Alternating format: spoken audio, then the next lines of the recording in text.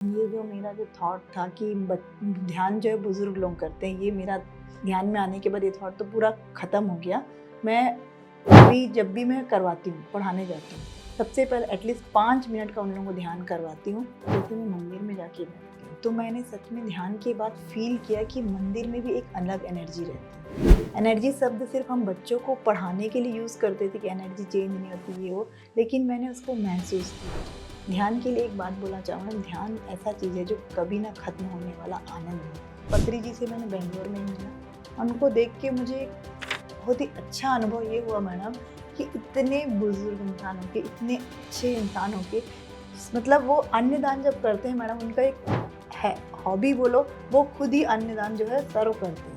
हम हैं PSSM पत्री जी के संग, हम हैं PSSM सांसों के संग। नमस्कार, मैं नीलम आपका बहुत बहुत स्वागत करती हूँ PMC हिंदी के कार्यक्रम हम हैं PSSM में, जहाँ हम सुनते हैं नए मास्टर के अनुभव और ध्यान के माध्यम से उनके जीवन में बदलाव। आज हमारे साथ है अन्नपूर्णा जी, जो एक टीचर हैं और वो ध्यान से 4 साल से जुड़े हुए हैं। आइए हम सब मिलकर उनका स्वागत करते हैं। नमस्कार मैम, आपका बहुत बहुत स्वागत है। नमस्कार मैम। मैम, आपकी ध्यान की जर्नी के बारे में जानने से पहले हम आपका परिचय जानना चाहते हैं। आप ध्यान से पहले कैसे थे और ध्यान में क्यों आए? मैं श्रीमती अन्नपूर्णा रेड्डी, लेक्चरर फिजिक्स की गवर्नमेंट हाई सेकेंडरी स्कूल ढूंढेरा में टीचिंग लेक्चरर पोस्ट पे हूँ। फिजिक्स की लेक्चरर हूँ। मैं 9 to 12 बच्चों को पढ़ाती हूँ।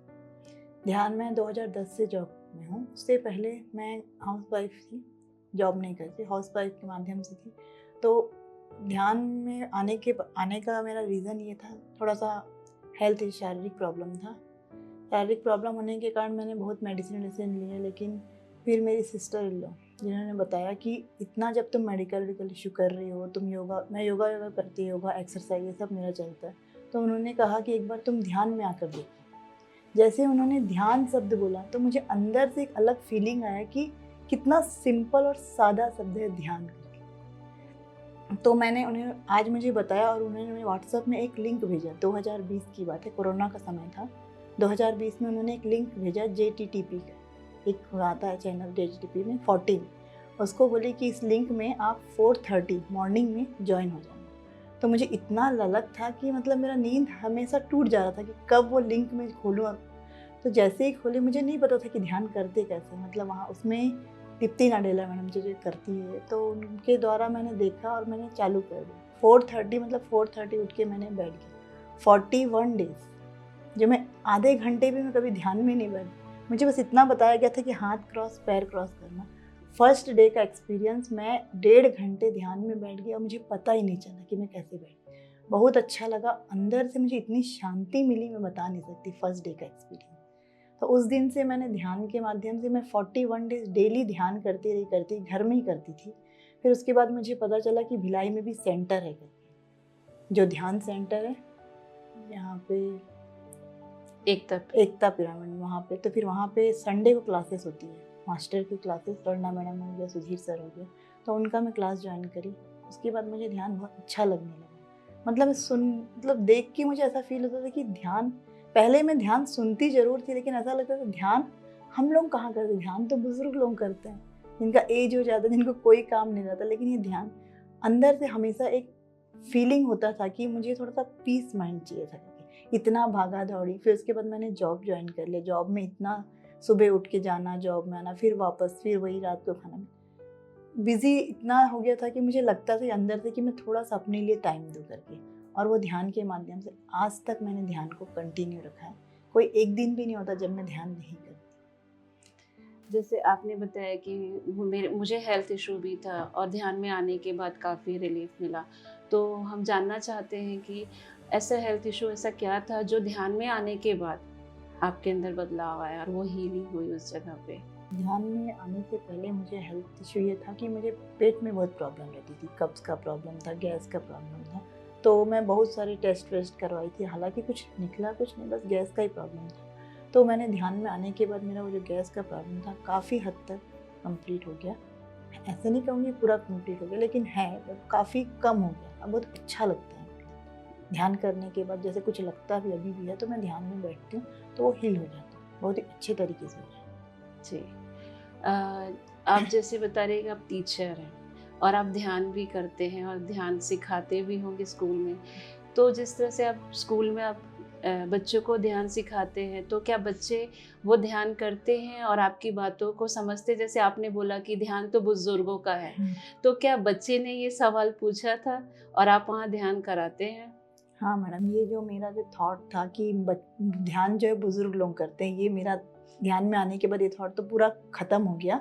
मैं अभी जब भी मैं करवाती हूँ, पढ़ाने जाती हूँ, सबसे पहले एटलीस्ट 5 मिनट का उन लोगों को ध्यान करवाती हूँ। बड़े बच्चे हैं, 9 to 12 क्लास लेती हूँ, तो कोशिश करती हूँ एटलीस्ट 9-10 के बच्चों को तो करवाऊँ।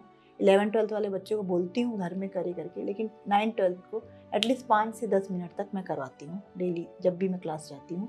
उनको बड़ा अच्छा लगता है। भले कुछ बच्चे सो जाते हैं, बट कुछ बच्चे बहुत अलर्ट होकर ध्यान करते हैं, तो मुझे बहुत खुशी मिलती है। और उनको मैं डेली बोलती हूँ कि जब भी आप, बहुत सारे बच्चों का ये भी क्वेश्चन रहता है कि मैडम ध्यान करने के बाद तो बहुत अच्छा लगता है, बहुत एनर्जेटिक फील होता है। जो मैं उनको स्पेशली बोलती हूँ, जो बच्चे अच्छे होशियार बच्चे हैं और जो वीक हैं उनको भी बोलती करा करो। कुछ नहीं, अगर आपको लगता है सोना है तो आप सो जाइए, आपका वो भी ध्यान में ही चले जाएगा। ऐसे करके मैं समझाती हूँ, काफ़ी अच्छा लगता है। जिस तरह से आप स्कूल में बच्चों को ध्यान करा रहे हैं, तो आप स्कूल के बाहर भी अगर प्रचार प्रसार ध्यान का करते हैं, और जैसे आपको समय कैसे मिलता है, कैसे बैलेंस करते हैं आप अपने स्कूल, अपनी फैमिली और ध्यान और बाहर के प्रचार प्रसार, ये सब कैसे आप बैलेंस करते हैं और फिर बाहर आप ध्यान प्रचार प्रसार के लिए कैसे जाते हैं? हम ध्यान के प्रचार प्रसार के लिए बाहर जाते हैं, महीने में 1-2 बार जाते हैं, ज़्यादा हुआ तो ऑफिस से छुट्टी लेके मैं जाती हूँ। ऐसा कुछ नहीं है, एक आध छुट्टी चल जाता ध्यान के नाम से।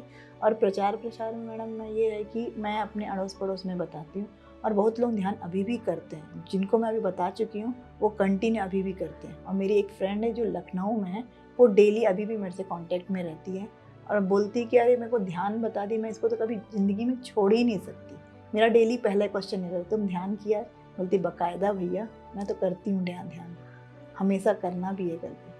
काफ़ी उनको भी फ़र्क पड़ा है मेरी फ्रेंड को। जितने लोगों को मैंने अभी तक सिखाया है मैडम ध्यान, बहुत ही श्रद्धा से आज तक कर रहे हैं। जैसे आप प्रचार प्रसार तो अपने तरीके से बहुत अच्छा कर रहे हैं मैम, जैसे जैसे आप ध्यान करते जा रहे हैं, ध्यान अपना बढ़ाते जा रहे हैं, तो ऐसे बहुत सारे एक्सपीरियंस होते हैं। आपको ऐसे कुछ एक्सपीरियंस हुए हों, जैसे पास्ट लाइफ हो या फिर एस्ट्रल ट्रैवल या कोई विज़न आपको, जो आपके ही अभी के वर्तमान जीवन को बदलने के लिए कोई अनुभव हुआ हो? ध्यान के माध्यम से मैंने एस्ट्रल ट्रैवल बहुत किया है। जैसे मैं सेंटर में आती थी और मुझे लगता था कि मैं सेंटर में बैठी ही नहीं हूँ, मैं सेंटर से अपने घर में ही चली गई, लेकिन फिर याद आता है कि नहीं मैं सेंटर। और ध्यान के माध्यम से एक्सपीरियंस और एस्ट्रल ट्रैवल तो बहुत होता है मैडम। और मैंने ध्यान प्रवाह करके, यहाँ पे एक कार्यक्रम होता है मारुति ध्यान सेंटर में, उसमें हम लोग अपनी पास्ट लाइफ की, मैं 2 अपना पास्ट लाइफ देखी हूँ, अच्छा एक्सपीरियंस रहा है। उसको मैं अगर अपने आज के इससे रिलेटेड करती हूँ तो वाकई वो मेरी पास्ट लाइफ थी। एक पास्ट लाइफ में तो ऐसे दिखाया गया था कि मतलब एक लेडीज़ जो बहुत उदास थी, उसके हिसाब से मैं उसको जाके समझाई कि नहीं, कुछ इशू हो रहा था, घर के फैमिली इश्यूज चल रहे थे, तो मैंने उनको जाके समझाया कि नहीं, वो मेरी एक पास्ट लाइफ थी जिसमें मतलब बहू सास का रहता है। उसको मैंने जाके समझाया कि नहीं ऐसा नहीं, वो ऐसा नहीं कर सकती, ऐसा करके आप उनको दिल से माफ़ कर दीजिए। माफ़ तो कर दी उन्होंने, एक प्यारी सी स्माइल दी थी, जो स्माइल आज तक भी मेरे आंखों के सामने है। और दूसरा एक था कि एक सिस्टर जो अबॉर्शन वाला कार्य करती है, अबॉर्शन वाला काम करती है, तो मैंने उनको भी मना किया कि ये गलत काम है करके। वो मेरा सेकंड पास्ट लाइफ था। वो सिस्टर जो थी वो मैं थी, उसको भी मैंने समझाया, तो उन्होंने वो भी सुना और उन्हें समझ भी गया और उस काम को उसने छोड़ भी दिया। दोनों जो लाइफ मैंने देखा मैडम, बहुत अच्छा एक्सपीरियंस था मेरा। मतलब दोनों के पास से जो वाइब्स आए थे वो पॉजिटिव आए थे। एक जो लेडीज़ थी वो भी एकदम उदास से खुशी हो के मुझे मतलब ठीक है मैं कर दूँगी, और वो जो सिस्टर थी उन्होंने भी ये भी कहा कि हाँ, मतलब उनका जो स्माइल था मुझे ये बता रहा था कि हाँ ये जो हम कर रहे हैं वो गलत है। बहुत अच्छा लगा। और एक्सपीरियंस तो मैडम, जैसे मैं ध्यान में बैठती हूँ तो कभी कभी इतना ध्यान में खो जाती हूँ कि मुझे मेरी सांस ही समझ नहीं आती कि मैं सांस ले भी रही हूँ कि नहीं। और अभी तो ध्यान का मतलब काफ़ी बढ़ गया, 2-2, 3-3 घंटा आराम से बैठ जाती, पूर्णिमा ध्यान में भी कंटिन्यू करते रहती हूँ मैडम। ध्यान में मेरा, और जैसे मैं मंदिर में जाके बैठती हूँ तो मैंने सच में ध्यान के बाद फील किया कि मंदिर में भी एक अलग एनर्जी रहती है। एनर्जी शब्द सिर्फ हम बच्चों को पढ़ाने के लिए यूज़ करते थे कि एनर्जी चेंज नहीं होती ये वो, लेकिन मैंने उसको महसूस किया। ध्यान के लिए एक बात बोलना चाहूँगा, ध्यान ऐसा चीज़ है जो कभी ना ख़त्म होने वाला आनंद है। उस आनंद में जितना डूब जाओगे उतना ही अच्छा। और एक्सपीरियंस मैडम, जैसे हम लोग कहीं गए थे यात्रा में, प्रकृति के साथ कनेक्ट होना, तो पहले मेरे को प्रकृति हो गया, एनिमल्स हो गया, इन सब में उतना मेरे को इंटरेस्ट नहीं आता था, क्या है ये तो नेचुरल चीज़ है ऐसा। लेकिन अब मुझे पेड़ पौधे, एनिमल्स से इतना प्यार, इतना लगाव हो गया है कि मुझे अब लगता ही नहीं, अरे कुछ भी कितने प्यारे हैं, ऐसा फील आता है मैडम। पेड़ पौधे से पहले मेरा ज़्यादा लगाव नहीं रहता, लेकिन अब ऐसा लगता है कि मैं उनसे बातें करूँ, उन लोग मुझे देखते हैं तो मुझे लगता है कि उन लोग कुछ बोलना चाह रहे हैं।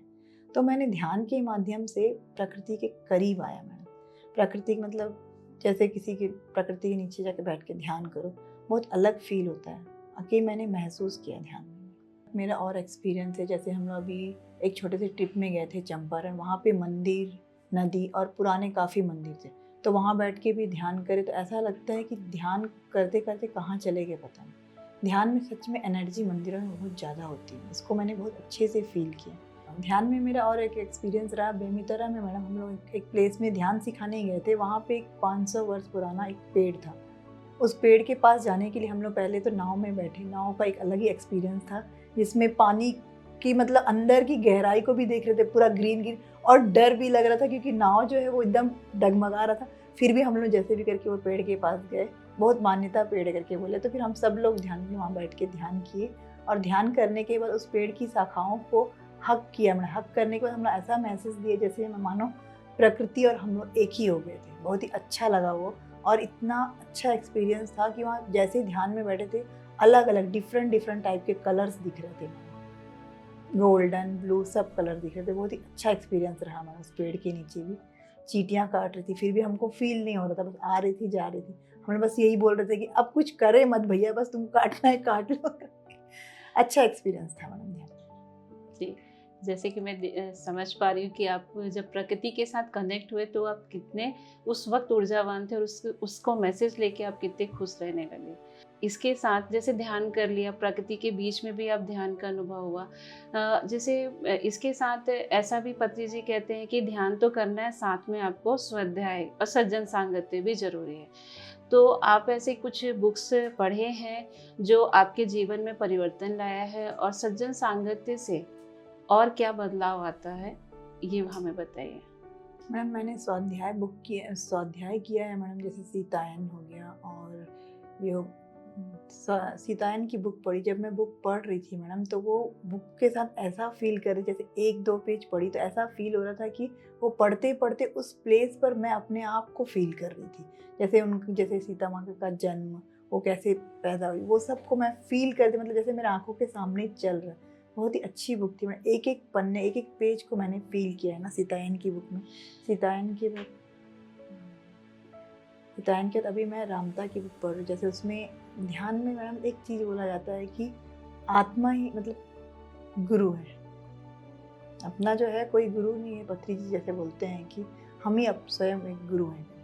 तो मैंने आत्मा को समझा है मैडम कि क्या है आत्मा।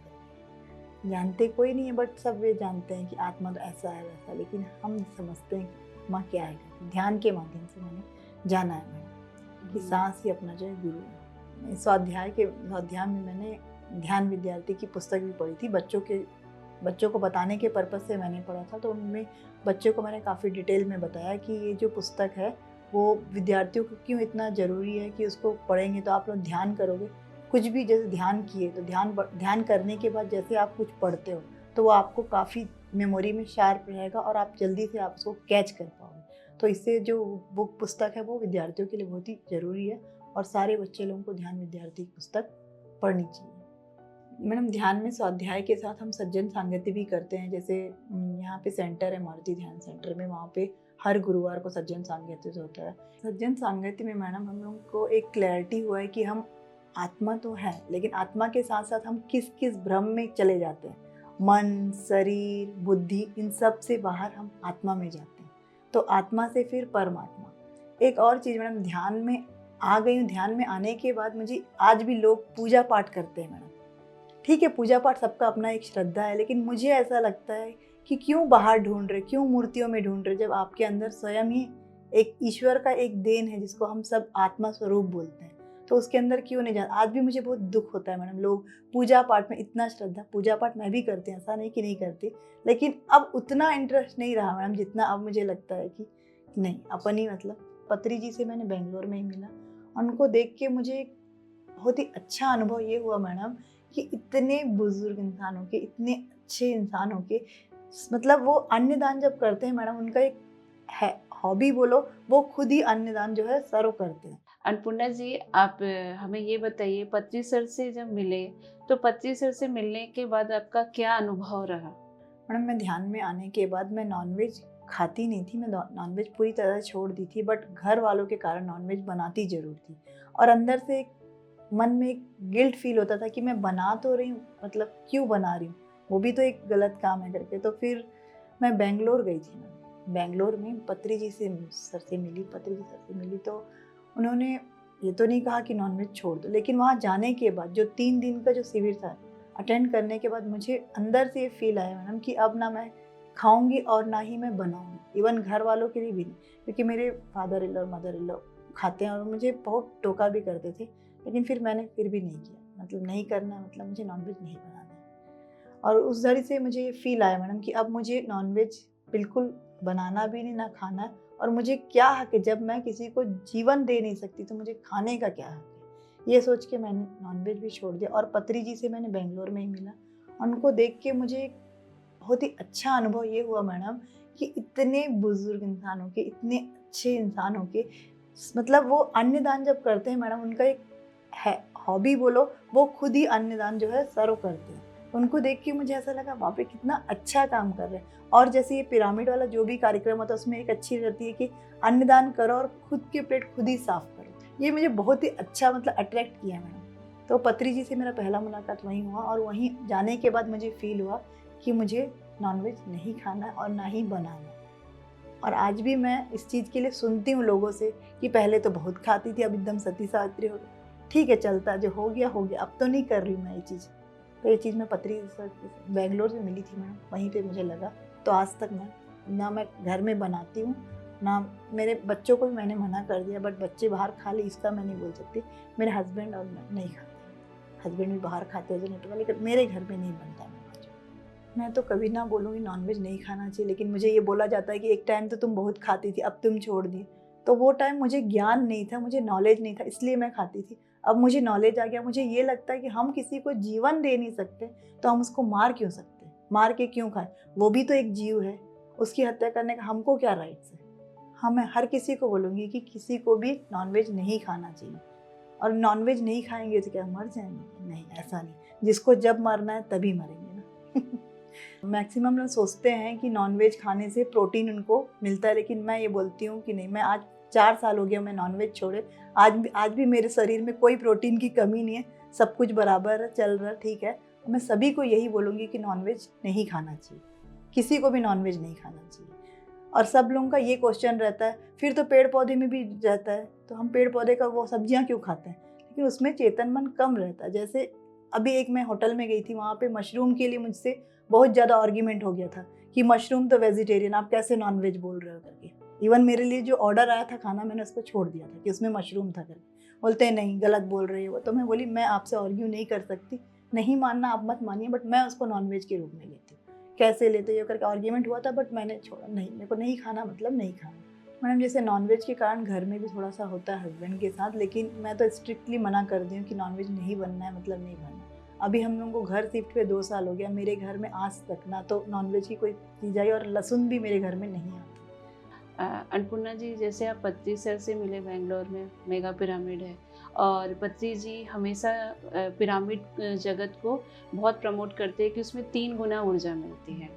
तो क्या आपने कभी ऐसा एक्सपेरिमेंट किया या आपको ऐसा अनुभव हुआ कि जिस तरह से पत्री जी पिरामिड को लेके इतना हमें एक जागरूक कर रहे हैं, तो क्या आपने कभी पिरामिड से रिलेटेड कोई एक्सपेरिमेंट किया? नीलम जी, जैसे बेंगलोर में मैंने मेगा पिरामिड में ध्यान किया, ध्यान के माध्यम से मुझे बहुत अच्छा फील हुआ। और उसके बाद जैसे किंग चैम्बर में गए, किंग चैम्बर में जैसे ही मैंने ध्यान में बैठा, पूरा बॉडी जो है वाइब्रेट हो रहा था। उसके बाद मैंने सोचा क्यों ना इसको मैंने अपने घर में ला के मैं एक बार टेस्ट करूँ। तो यहाँ पे सेंटर में मैंने पिरामिड लिया, और पिरामिड लेने के पश्चात मैंने एक बार टमाटर और टमाटर पे एक्सपेरिमेंट किया, और साथ ही एक पिरामिड को मैं हमेशा वाटर फिल्टर के ऊपर रखती हूँ, और बच्चों के रूम में एक छोटा सा क्रिस्टल पिरामिड है, वो भी रखा गया। तो मैंने टमाटर पे जो एक्सपेरिमेंट किया मैं आपको बता रही हूँ, 4 दिन 3 टमाटर को पिरामिड के नीचे रखा और मैंने छोड़ दिया, 1 हफ्ते तक छोड़ दिया। उस पर आप मानोगे नहीं, कुछ भी नहीं, मतलब थोड़ा सा टमाटर मुरझा जरूर गया था, लेकिन उसके अंदर जब मैंने काटा, जैसा एकदम फ्रेश टमाटर लाता है। मुझे किसी ने बोला था कि पिरामिड पे एक बार एक्सपेरिमेंट किया, तो मैंने पिरामिड पे एक्सपेरिमेंट किया, बहुत ही अच्छा। आज भी मेरे यहाँ वाटर फिल्टर है, उसके ऊपर भी मैं रखती हूँ, और एक जो मतलब मटका उसके ऊपर भी मैंने पिरामिड, मोस्टली मेरे घर में पिरामिड है। मैं पिरामिड का मैं एक्सपीरियंस हमेशा लेते रहता हूँ। जब भी मुझे थोड़ा सा भी हेडेक लगता है तो पिरामिड कैप लगा के, आई पिरामिड का कैप लगा के मैं बैठ जाती हूँ ध्यान में, तो मुझे काफ़ी अच्छा अनुभव होता है। दोस्तों, आज हमने सुना अन्नपूर्णा जी की एक्सपीरियंस, जिससे हमें बहुत कुछ सीखने को मिला। ऐसे ही अब अन्य नए मास्टर के साथ हम मिलेंगे, हमें PSSM के अगले एपिसोड में उनके अनुभव के साथ। तब तक देखते रहिए PMC हिंदी। धन्यवाद। PMC हिंदी, बदले जीवन।